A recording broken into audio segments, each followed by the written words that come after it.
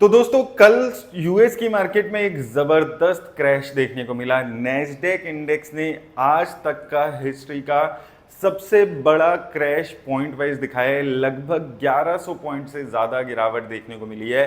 4.2% के आसपास Nasdaq index में क्रैश देखने को मिला। S&P 500 इंडेक्स में क्रैश देखने को मिला। डाउ जोन्स में क्रैश देखने को मिला। बिटकॉइन, गोल्ड, सिल्वर, हर एसेट क्लास में कल क्रैश देखने को मिला है। इवन ऑयल के प्राइसेस में भी गिरावट देखने को मिली। $90 के आसपास यूएस में यहाँ पर जो ऑयल के प्राइसेस है वो देखते हुए नजर आए। अब इसका पहला रीजन क्या रहा है? यूएस में जॉब के नंबर्स आए हैं, जॉब रिपोर्ट्स आई है और लगभग 1,72,000 जो जॉब्स हैं वो नई ऐड हुई है।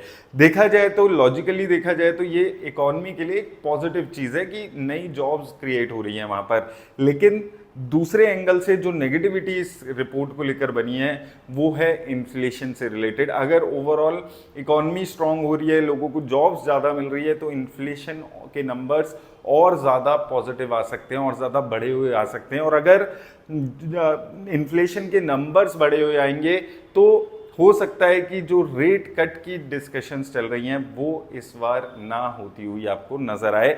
ऐसा एक्सपर्ट्स का मानना है कि हो सकता है आने वाले टाइम में जो जॉब कट्स हैं वो देखने को मिले और उस वजह से ये ओवरऑल क्रैश इकोनॉमी में देखने को मिला है। इसके साथ साथ एआई से रिलेटेड जो पॉजिटिविटी अभी तक बनी हुई थी उसमें भी एक रिपोर्ट यूएस में आई है जिसमें ये माना जा रहा है कि जो एआई की एस्टिमेटेड ग्रोथ के नंबर्स हैं उससे कम यहाँ पर ग्रोथ हो सकती है। अब इस सारी नेगेटिव न्यूज़ के साथ साथ यूएस और ईरान की जो वॉर थी वो फिर से फुल ब्लोन वॉर दोबारा से शुरू हो चुकी है। ईरान ने कुवैत, बहरीन, यहाँ पर यूएस के जो बेसिस थे उस पर बैलिस्टिक मिसाइल्स, ड्रोन से अटैक किया है। वहीं यूएस में ने खर्ग आइलैंड जो ईरान का एक मेन आइलैंड है जहाँ से एक मेजर वो अपने ऑयल्स को एक्सपोर्ट कर रहे हैं, वहाँ पर हमले शुरू कर दिए हैं, ऐसी रिपोर्ट्स आ रही है। इसका मतलब जो यूएस ईरान की नेगोशिएशंस की बातें चल रही थी वो ख़त्म सी होती हुई नज़र आ रही है और ये भी एक ओवरऑल नेगेटिविटी का पार्ट बनते हुए नज़र आई है। और जो उम्मीद थी कि यूएस ईरान की वॉर ख़त्म हो सकती है, कभी भी ख़त्म हो सकती है, ऑयल के प्राइसेस $60-70 पे फिर आ सकते हैं, स्ट्रेट ऑफ हॉर्मुज़ फिर से ओपन हो सकता है, वो सारी चीज़ें अभी यहाँ पर ख़त्म होती हुई नज़र आ रही है।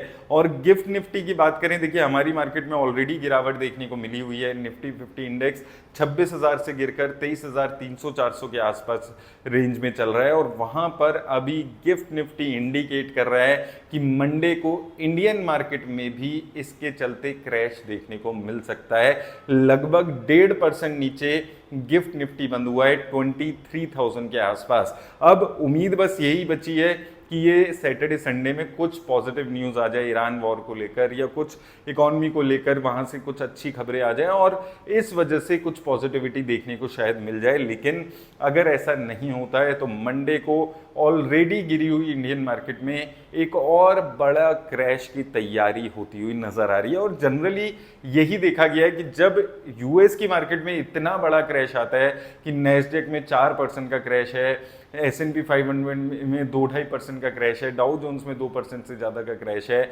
इनके जो स्मॉल कैप इंडेक्स है वहाँ पर एक बड़ा क्रैश देखने को मिला हुआ है।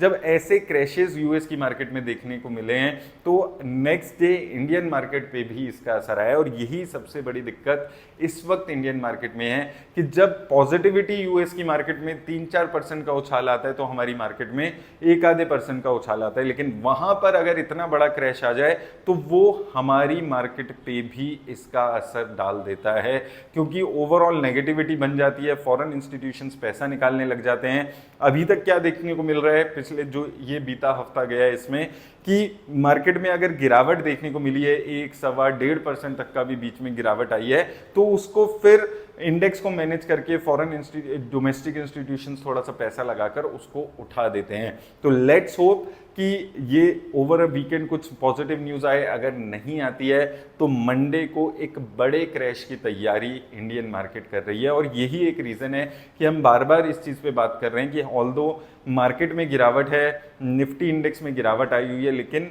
आपको फिर भी कॉशियस होकर अपना पैसा लगाना है। ये चीज़ आपको समझकर हमेशा इन्वेस्ट करनी है इस मार्केट में, क्योंकि यूएस ईरान की वॉर जब तक ख़त्म नहीं हो रही है, वो चीज़ें जब तक सॉल्व नहीं हो रही हैं, और तब तक कुछ भी मार्केट में नहीं कहा जा सकता, और एक वॉलेटिलिटी का माहौल मार्केट में बना रहेगा।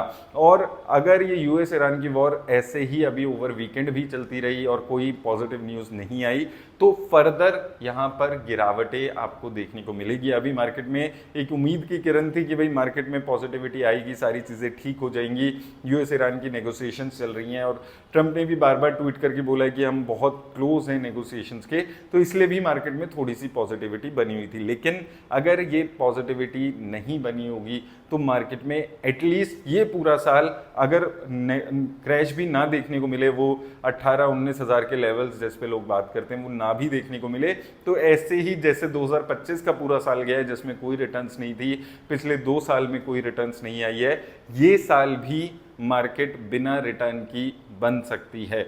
क्योंकि अगर ऐसे ही नेगेटिविटी बनी रही तो कोई रीज़न नहीं है कंपनीज में उछाल देखने का। इसके साथ एक्सपर्ट्स ये भी मान रहे हैं कि जो ऑयल प्राइसेस की वजह से इंडिया में इन्फ्लेशन इंक्रीज हुआ है, वो अभी जो कंपनीज के नंबर्स आए हैं Q4 के, उसमें प्राइस इन भी नहीं है। तो यानी कि Q1 के जो नंबर्स आएंगे उसमें इन्फ्लेशन का बड़ा असर भी आपको देखने को मिल सकता है, क्योंकि ये पूरा ऐसा क्वार्टर रहने वाला है। 2 महीने निकल चुके हैं, 1 महीना जून का बचा है, ये पूरा ऐसा क्वार्टर रहेगा जिसमें पूरे 3 महीने इन्फ्लेशन यूएस ईरान वॉर की वजह से जो ऑयल प्राइसेस में इन्फ्लेशन है उसका पूरा फुल ब्लोन असर होगा।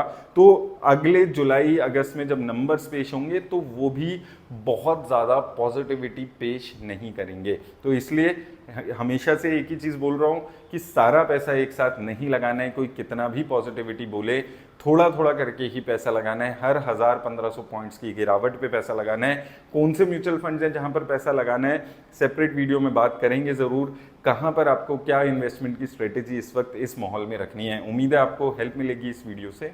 धन्यवाद।